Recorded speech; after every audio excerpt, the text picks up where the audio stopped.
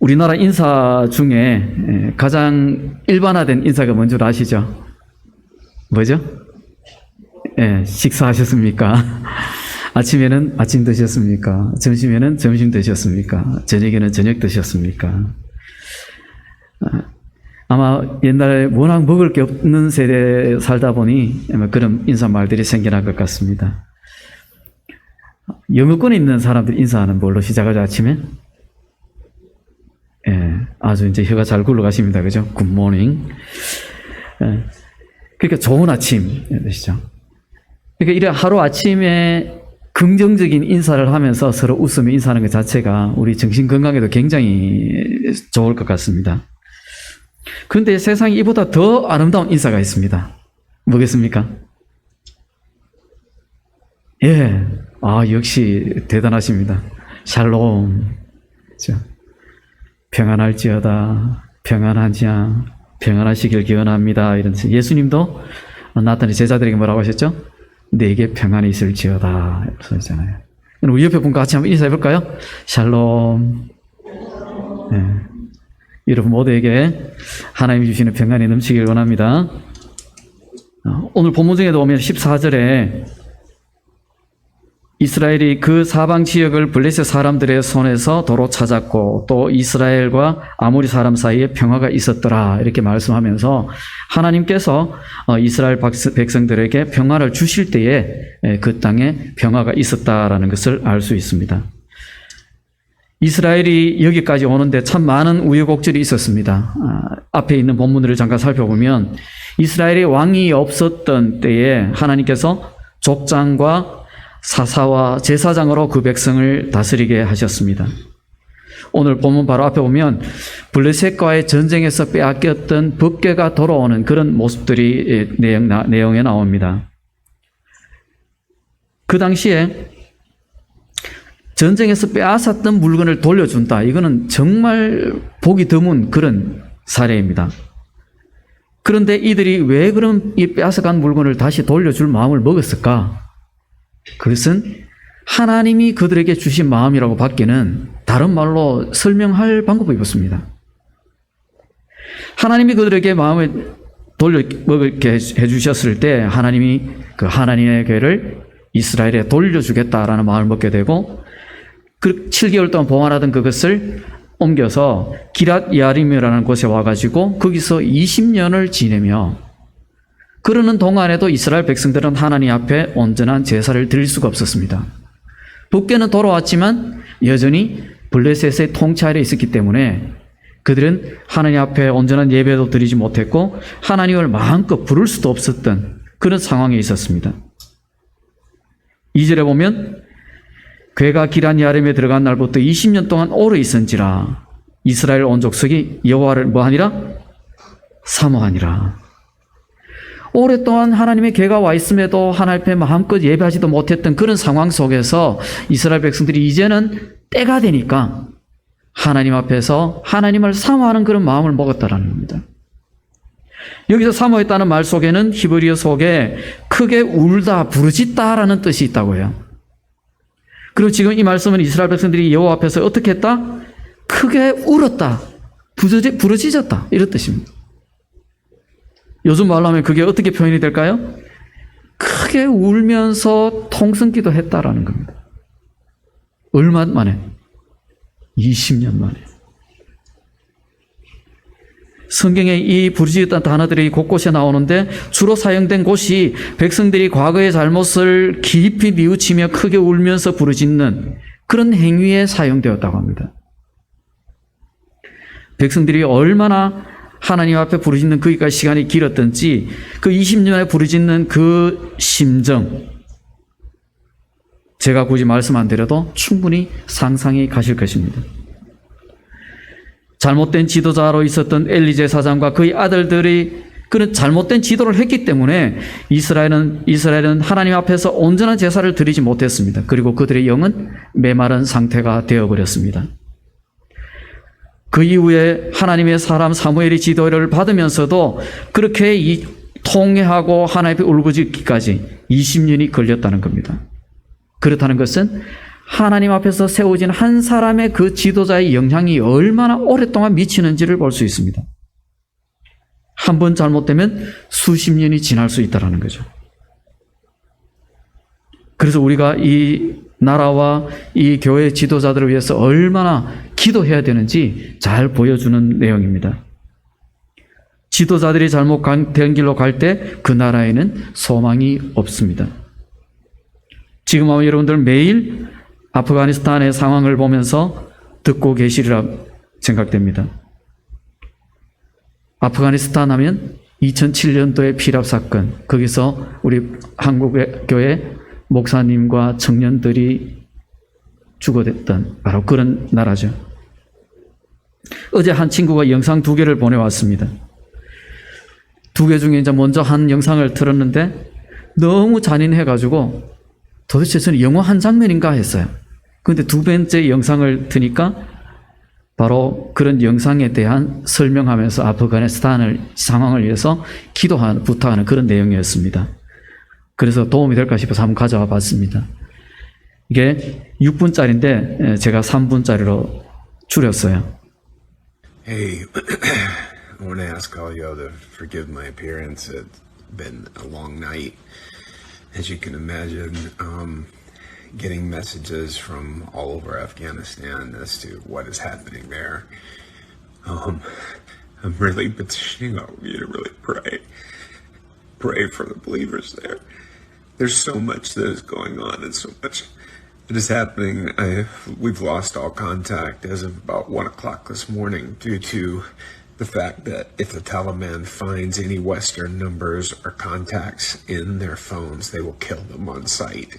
It is what the Taliban has done before. It is what their modus operandi is whenever they find any believers.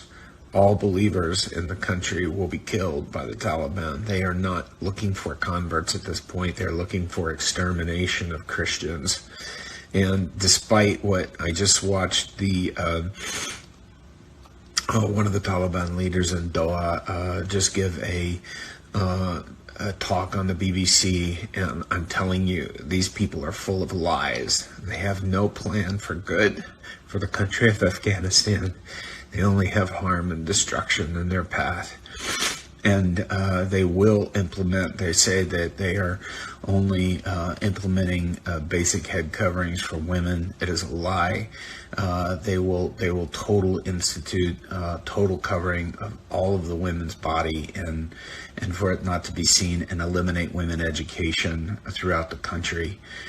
This is an evil demonic regime, and they are planning on exterminating the second fastest growing church in the planet. This is a time where I've had messages all night long from all over, people asking and pleading for prayer, pleading for intervention from the church here in the West, to be praying for them, to be holding them up, and to pray that the Taliban will fall and that they will not succeed in their plan to eliminate, again, the second fastest growing church in the world. I want to ask all of you to please ask your churches, every prayer group you know, share my post that we put on. I'm pleading with you to pray, and we saw it happen in Bamiyan as we petitioned for people to pray that the Taliban would not enter Bamiyan. They did not enter Bamiyan by the grace of God. And so we need to see them not enter Kabul and to see it stopped and blocked. We also need to pray and uphold our brothers and sisters there who are going through such trauma and in fear of, they've already been persecuted so much. You have no idea how much they've already been through. People that every time when I was just there in January, working through so much pain of persecution from family. And so I want to ask you all to please be praying and get everyone that you can to pray for Afghanistan and for the church in Afghanistan. 뉴스를 많이 들으셨겠지만 영상을 직접 보시니까 느낌이 어떠세요?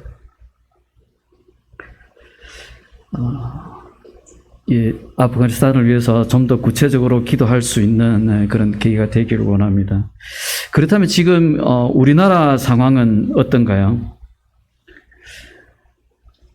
이번에 모든 언론이 언론 징벌적 손해배상법에 대해서 굉장히 주목하고 모든 언론이 그 일을 다루는 동안 다른 한쪽에서는 조용하게 건강가정법 개정안이 상정하기로 결정됐습니다. 지금 상태라면 통과될 수밖에 없습니다. 이 법안은 포괄적 차별금지법을 통과시키기 위한 전초전 중의 하나입니다. 이미 학생인권 조례를 만들고 운영하는 지자체가 여러 군데 있는데 재밌는 건 모든 지자체장이 그 진보 쪽에 있는 분들의 단체에서 그 지방자치단체에서 학생인권 조례가 만들어졌다는 겁니다. 외관상한 인권을 말하는데 거기는 성정체성까지 포함되어 있습니다. 그래서 동성애를 당당하게 주장해도 된다. 내 마음이 원하는 대로 하라라고 이제 가르쳐야 됩니다. 그거는 잘못됐다 하고 금지하면 안 됩니다. 건강가정기본법에도 마찬가지입니다. 다양한 형태의 가정을 인정하자라는 그런 내용인데 이 다양하다라는 말 속에 동성가정도 포함되어 있습니다. 그래서 앞으로 이 법이 통과되고 나면 이제 동성 부부들도 부부로 등록을 해야 됩니다. 해줘야 됩니다. 법으로. 그러려면 학생들의 학생생활 기록부에 부모란이 없어지고 보호자 1, 2로 기재하게 됩니다. 정말 기도밖에 없습니다. 힘으로는 막을 방법이 없습니다. 왜냐하면 숫자가 워낙 차이가 많이 나기 때문에 정말 우리나라가 이것이 지금 우리나라 현실입니다. 아마 국회 회기 마지막 지점에 가면 포괄적 차별금지법을 통과시킬 겁니다. 지금 벌써 안건이 상정되어 있죠. 아직까지 결정은 나지 않았지만 이제 이것이 단계적으로 하나씩 진행되고 있기 때문에 그것만 남겨져 있습니다. 정말 우리가 많이 기도해야 될 때입니다. 지지난주에 경산에서 서명운동이 있었는데 포괄적 차별금지법 촉진 서명을 운동이 있었습니다. 그 내용을 제가 잠시 봤더니 교회를 중심으로 혐오를 조장하는 세력들에 의해 수차례 차별금지법 제정이 막혔는데 그 어느 누구도 혐오할 권리도 없고 혐오받아야 할 사람도 없다. 그러므로 이 법은 속히 제정돼야 된다 하는 이런 내용이었습니다. 그래서 제가 거기다가 답글을 보냈습니다. 뭔가 오해가 있는 것 같다. 교회가 혐오를 조장한다는 것은 잘못된 정보다. 교회는 절대 혐오를 조장하는 단체가 아니다. 라고 보냈는데 논쟁할 것이 거리가 아니어서 서로 이런 반대쪽 의견도 들어주면 좋겠다라는 정도로 그쳤습니다. 이제 영적 전쟁이 선포되었습니다.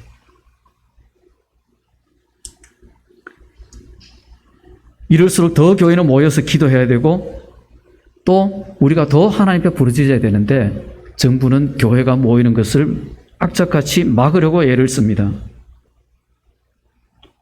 지도자가 누가 되느냐에 따라서 이렇게 차이가 날 수 있는 겁니다. 그러면서 지도자급에 있는 사람들은 자신들의 비리를 권력과 재력과 지식을 이용해서 철저하게 범죄를 교묘하게 피해가려고 온갖 방법을 다 동원하고 있습니다. 법원에서 판결 난 것도 잘못됐다라는 겁니다.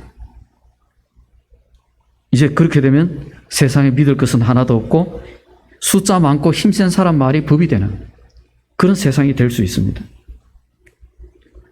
지금 전 세계가 코로나로 인해서 폐쇄되고 경제가 심각한 상황에 놓여 있습니다. 벌써 2년이 다 돼갑니다. 그런데 아직 해결책은 마스크 쓰고 거리 두기 하고 백신 접종하라라고 이야기를 하는데 그렇다면 백신이 모든 문제 해결책이 되느냐? 그것도 아니라는 거죠. 안 맞는 것보다는 낫다 이 정도입니다. 부스터샷을 이야기하면서 벌써 선진국에서는 부스터샷을 하고 있습니다. 독감 예방주사처럼 1년에 한 번씩 계속 맞아야 된다는 가능성이 제일 강하게 지금 일어나고 있습니다. 이런 상황에서 우리는 뭐를 해야 될까요? 이스라엘이 여호와를 사모하고 부르짖은 것처럼 우리도 하나님 앞에 엎드려야 됩니다. 이것만이 유일한 해결 방법입니다. 이스라엘 백성들은 과거 하나님 앞에서 잘못 행했던 것들을 회개했습니다. 그리고 하나님의 은혜를 구했습니다. 하나님의 은혜를 사모하며 하나님 앞에 울부짖었습니다. 20년의 시간이 지나는 동안 하나님을 제대로 부르지 못했던 그 백성들 가슴 속에 맺혔던 모든 한을 쏟아서 하나님 앞에 부르짖었던 겁니다. 그럼 지금 우리도 20년이 지날 동안 기다려야 될까요? 지금 상태로는 20년이 지나도 변할까요? 제 대답은 글쎄요입니다. 지금 상태로는 안 됩니다. 지금 당장 우리는 하나님 앞에 엎드려야 됩니다. 우리 교회와 우리 나라에 요구하시는 하나님의 요청입니다. 이은혜 목사님께서 우리 교회에 기도회를 선포하셔서 얼마나 감사한지 모릅니다. 지금 교회가 부르짖지 않으면 답이 없습니다. 바로 내가 부르짖어야 된다는 겁니다. 이스라엘의 그 탄식과 부르짖음이 바로 오늘날 우리 교회와 우리 한국 교회의 성도들의 그 심령에 가득 채워지길 소원합니다.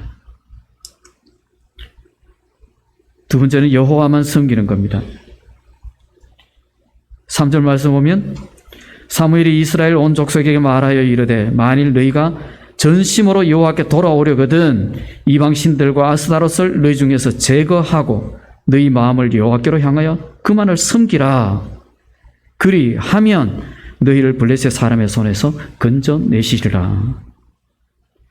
여호와만 섬겨야 되는데 거기에 조건이 있습니다. 바로 우상을 제거하는 작업입니다. 우상을 그냥 놔두고는 하나님만 섬기는 게 어렵다라는 겁니다. 우리 마음속에 하나님보다 더 중요한 것을 모든 것을 없애는 것 정말 어렵습니다. 쉽지 않습니다. 그러나 그것만이 유일한 해결책이라면 우리 어떻게 해야 될까요? 우리의 마음이 조금 더 달라질 수 있으리라고 봅니다. 지금 상황이 바로 그런 상황입니다. 우리가 하나님께 부르짖는 것 그것만이 해결책입니다. 하나님께서 이 땅에 긍휼을 베풀어 주시고 이 땅을 치료해 주시는 것만이 해결책입니다. 오직 우리의 마음이 혹 다른 곳에 가 있었다면 하나님 앞에 내려놓고 정말 여호와께로 우리 마음을 향하고 오직 그분만을 섬기겠다는 그런 순종의 결단이 있기를 원합니다. 바로 그 결단이 하나님이 주시는 그 평화로 나아가는 출발점이 된다는 겁니다. 세 번째는 미스바로 모이는 것입니다. 5절 말씀을 같이 읽어볼까요? 시작. 사무엘이 이르되 온 이스라엘은 미스바로 모이라. 내가 너희를 위하여 여호와께 기도하리라 하매. 백성들이 하나님 앞에 온전히 매달리지 못하는 것을 보고 하나님 앞에 기도하며 때를 기다리던 사무엘이 이제는 때가 되었구나. 하나님 앞에서 결단을 내립니다. 모든 백성은 미스바로 모이라. 내가 너희를 위하여 하나님께 기도하리라. 하나님 앞에 모여서 기도하고 하나님 앞에 온전히 매달리고 하나님의 회복을 기대하는 그런 모임입니다. 블레셋의 정치 지배를 받고 있었기 때문에 여전히 하나님 앞에 온전한 제사를 드리지 못했습니다. 불과 얼마 전까지만 해도 하나님 앞에 제사가 멸시되었던 그 영향이 아직까지도 남아있는 그런 상황입니다. 6절 보면 그들이 미스바에 모여 물을 길어 여호와 앞에 붓고 그날 뭐 했다고요? 종일 금식하고 거기에서 이르되 우리가 여호와께 뭐 했다고? 범죄하였나이다. 하나님 앞에 금식하며 회개 기도를 했다라는 겁니다. 이스라엘 백성들이 그렇게 했을 때 하나님의 응답이 주어졌습니다. 이스라엘 백성들이 하나님 앞에 그렇게 은혜에 푹 빠질 수 있었던 것은 바로 하나님의 때가 되었기 때문입니다. 그러나 또 은혜가 있는 곳에는 방해도 있습니다. 그렇게 이스라엘에 모여서 은혜에 푹 빠져 있을 때 그 소식이 블레셋으로 전해집니다. 블레셋은 불안했습니다. 왜요? 저들이 하나님께로 돌아가서 회개하고 하나님이 저들 편에 서주실 때 어떤 일이 일어난지 잘 알고 있기 때문에 그렇습니다. 출애굽부터 시작해서 광야기 지난 동안 하나님이 이스라엘 백성들을 위해서 어떤 일을 행했는지 이 블레셋은 기억하고 있는 겁니다. 그것을 방해하기 위해서 군사를 모아서 진격해 왔습니다. 그 모습을 보고 이스라엘은 두려움에 떨립니다. 하나님 앞에 부르짖는 자리에 있었지만 여전히 하나님보다 눈앞에 있는 블레셋을 먼저 바라봤던 겁니다. 이방 민족이었던 그 블레셋은 하나님이 두려워서 이스라엘 백성이 하나님께로 돌아가지 못하도록 방해하러 왔는데 정작 하나님 앞에 엎드려 있던 그 백성들은 그 방해하는 블레셋을 보고 있다는 거죠. 뭔가 아이러니한 모습이죠. 그런데 더 재미있는 사실은 이와 같은 상황이 지금 우리 삶 속에도 계속적으로 반복되고 있다는 사실입니다. 은혜가 있으면 방해가 있고 또 방해로 인해서 다시 두려움에 빠져서 하나님 앞에 부르짖고 또 하나님의 은혜가 임해서 다시 평화가 임하고 이런 사이클이 계속적으로 일어나고 있다는 겁니다. 그런 일어나는 그 반복되는 사이클 속에서 이스라엘 백성들이 한 가지 달라진 모습이 있습니다. 그게 뭐냐면 바로 어려움이 부닥쳤을 때 사무엘에게 찾아가서 기도를 요청했다는 겁니다. 이제 백성들 속에 하나님이 관여해 주셔야 이 문제가 해결되겠구나 하는 것을 깨달은 거죠. 당신은 우리를 위해서 기도해 주십시오. 바로 태도의 변화가 일어났던 겁니다. 우리가 하나님의 은혜를 경험하고 나서 그 전에 삶의 태도가 그대로 유지된다면 우리는 다시 한번 점검해 볼 필요가 있다는 말입니다. 모든 문제 해결이 하나님께 달려있음을 고백하고 하나님 앞에 엎드리는 것, 그것이 바로 평화의 원리입니다. 다음에 하나님 앞에 온전한 예배를 드리는 겁니다. 9절 말씀 같이 읽겠습니다. 시작. 그날에 여호와께서 블레셋 사람에게 큰 우레를 발하여 그들을 어지럽게 하시니 그들이 이스라엘 앞에 패한지라. 아멘. 여기서 큰 우레를 발했다 하는 소리를 듣고 우리는 천둥과 같은 그런 소리만 생각했는데 영어 성경을 보니까 재밌는 표현이 있었습니다. 바로 큰 천둥 소리와 함께 하나님이 뭐 하셨다? 말씀하셨다. 그러니까 그냥 하나님이 소리만 쿼당탕 낸 게 아니고 하나님이 그 속에서 말씀하셨다. 큰 소리로 천둥 같은 소리와 함께 말씀하셨다는 거죠. 뭐라고 말씀하셨는지는 기록되어 있지 않습니다. 여러분들 상상력에 맡기겠습니다. 어쨌든 하나님이 천둥 속에서 말씀을 주셨다라는 거죠.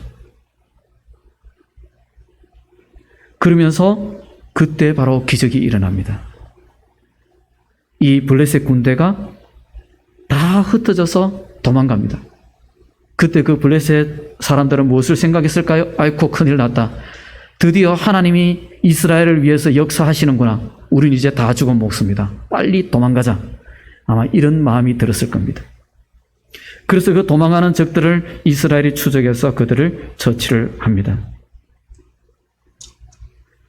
근데 바로 이 순간이 어쩌면 더 위험한 순간일 수 있습니다. 왜요? 야, 우리가 이제 블레셋을 물리쳤다. 이제 우리가 최고다. 우리를 건드릴 민족은 없다라고 생각할 수 있습니다. 그런데 다행하게도 감사하게도 이스라엘은 그렇게 하지 않고 어떻게 했다고요? 하나님 앞에서 하나님 앞에 엎드렸던 겁니다. 하나님 앞에 에베네셀, 여기까지 우리를 도우셨다. 지금 이들이 모여 있었던 그 미스바는 어떤 의미냐 하면 히브리어 뜻이 지켜보는 자라는 뜻이 있다 그래요. 지켜보는 자. 그렇다면 우리가 다시 한번 이 전체적인 맥락을 한번 만들어 볼까요? 하나님께서 지켜보는 자의 땅에서 그 이스라엘 백성들을 뭐 하셨다? 지켜보고 계셨던 겁니다. 이스라엘 백성들이 하나님 앞에 부르짖는 모습을 지켜봤고 하나님 앞에 회개하는 모습들을 지켜보셨고 그들이 금식하는 모습을 지켜보셨고 중심으로 하나님을 찾는 그 모습을 지켜보셨던 겁니다. 그리고 이제 됐다. 그 시점에 하나님께서 우레로 블레셋을 물리쳐 주신 겁니다. 이 모든 것들이 하나님의 때 철저하게 하나님의 섭리 아래서 이루어졌다는 사실. 우리는 하나님 엎드려 기도할 때 바로 그 하나님의 때가 속히 이루어지길 기도해야 된다는 겁니다. 코로나가 끝날 때가 언제인지 우리는 알지 못합니다. 또 어떻게 해야 이게 문제가 해결될지 우리는 알지 못합니다. 그러나 분명한 것은 우리가 하나님 앞에 중심으로 나아가서 하나님 앞에 매달리고 하나님의 긍휼을 구할 때 하나님께서는 그 때를 움직여 주시리라 믿습니다. 어떤 일이 있어도 우리가 하나님 앞에 드려지는 그 예배가 중단되어서는 안 됩니다. 그러나 방법은 물론 지혜가 필요합니다. 그래서 우리는 그 방법과 지혜를 하나님 앞에 구하고 또 우리가 하나님 앞에 예배하는 그 모습들로 인해서 이 땅에 있는 사람들의 생각들이 바뀌어질 수 있는 그런 은혜가 있길 축복합니다. 그렇게 할 때 하나님께서는 우리에게 이 고백을 하게 하십니다. 무슨 고백이요? 에베네셀. 풀이하면 하나님이 여기까지 우리를 도우셨다. 연말에 가서 송구 영신 예배 때 하나님이 여기까지 우리를 도우셨다. 에베네셀.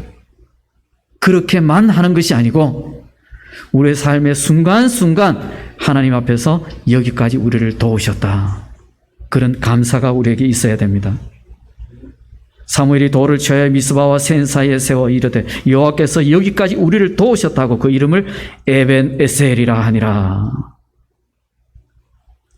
승리를 거둔 그때에 우리가 해냈다라고 할 수 있는데 하나님께서 여기까지 우리를 도우셨다. 에벤에셀하고 찬양했던 그 이스라엘, 승리의 영광을 하나님께 돌렸던 그 이스라엘의 모습이 바로 우리의 모습이 되어지고 바로 우리 한국 교회의 모습이 되어지길 원합니다.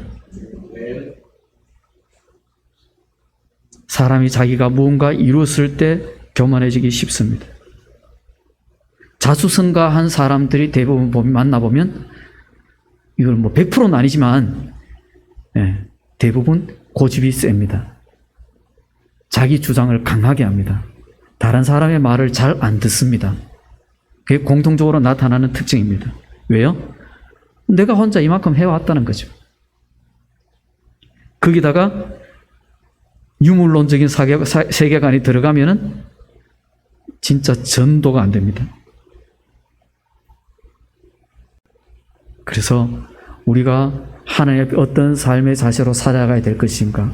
그것이 바로 우리 세계관이 결정이 되고 그 세계관으로 말미암아 다른 사람들과의 삶의 태도에도 나타나게 되어 있습니다. 우리는 끊임없이 하나님 앞에서 하나님 중심의 삶을 살아갈 수 있기를 원합니다. 이번에 기도회를 통해서 하나님 앞에 더 엎드리고 우리의 모습들을 하나님 앞에 내려놓고 하나님의 긍휼과 하나님의 은혜를 구할 수 있기를 원합니다. 그 다음에 하나님께서 주신 응답이 바로 회복과 평화였습니다. 14절 말씀 우리 같이 한번 더 읽어볼까요? 시작. 블레셋 사람들이 이스라엘에게서 빼앗았던 성읍이 에그론부터 가드까지 이스라엘에게 회복되니 이스라엘이 그 사방 지역을 블레셋 사람들의 손에서 도로 찾았고 또 이스라엘과 아모리 사람 사이에 평화가 있었더라. 아멘. 하나님께서 회복과 평화를 주셨습니다. 심령의 회복도 일어나고 또 이제 땅의 회복도 일어난 겁니다. 국권이 회복되어지고 그 지경이 넓어졌던 겁니다. 지금 우리나라에 필요한 것이 바로 이 부분입니다. 이 땅에 살아가고 있는 우리 성도들의 심령이 회복되어지고 또 믿지 않는 사람들의 심령 속에 하나님의 살아계심이 저들 가슴 깊이 새겨질 수 있도록 하나님이 임하여 역사해 주시고 또 이 땅의 국권이 강해져서 세계 어느 누구도 대한민국을 함부로 하지 못하는 그런 시기가 빨리 와야 됩니다. 하나님 주시는 회복과 하나님 주시는 평화가 이 땅에 있어야 됩니다. 이스라엘 백성들이 하나님께 부르짖었을 때에 바로 그 응답을 주셨습니다. 미스바로 모여서 자신들의 문제를 하나님께 부르짖었고 마침내 응답받은 그 이스라엘 백성들처럼 우리도 여호와를 사모하며 부르짖는 기도, 또 오직 여호와만 섬기겠다는 그런 믿음의 결단과 또 하나님 앞에 온전한 예배를 드리겠다는 그런 결단, 또 그런 실천, 그것이 우리에게 에베네셀로 하나님을 고백할 수 있는 그런 고백과 또 하나님이 주시는 참된 평강이 우리 속에 임할 수 있으리라 믿습니다. 바로 오늘 우리가 다시 한 번 더 하나님 앞에 결단하고 하나님 앞에 나아감으로 하나님이 주시는 이 응답의 열매들이 우리 삶 속에 가득 임하고 또 우리 한국 교회에 임하고 우리 나라에 임할 수 있는 그런 은혜가 있길 축복합니다. 기도하시겠습니다. 하나님 아버지 감사합니다. 오늘도 이 말씀을 통해서 정말 이스라엘 백성들이 하나님 앞에 부르짖고 하나님 여호와를 찾고 자신의 모든 삶들을 하나님 중심으로 결단하고 돌아섰을 때에 하나님께서 비로소 응답해 주시고 그들 가운데 회복과 또 평강을 주시는 것을 봅니다. 하나님, 지금 우리 삶 가운데 우리나라 이 민족 가운데 바로 이런 회복과 또 이런 평화의 삶이 주어지기를 원합니다. 하나님 역사하여 주옵소서. 우리가 먼저 하나님 앞에 엎드리기를 원합니다. 믿음의 백성들이 하나님 앞에 엎드림으로 말미암아 그것이 불씨가 되어지게 하시고 하나님 앞에 하나님의 응답을 받는 하나님 그런 출발점이 될 수 있도록 주님 역사하여 주시기를 원합니다. 바로 그 일들이 나로부터 시작될 수 있도록 하나님 은혜를 더하여 주옵소서. 하나님 우리 교회가 다시 기도회로 모이기를 원합니다. 하나님 은혜를 더해 주셔서 이 기도회를 통하여서 우리 심령이 회복되어지게 하시고 우리 교회가 한결 더 하나님의 크신 은혜 안에 거하게 하시고 또 하나님 이 작은 불씨가 곳곳으로 다른 교회로 또 하나님 불씨가 번져갈 수 있도록 하나님 붙들어 주시기를 원합니다.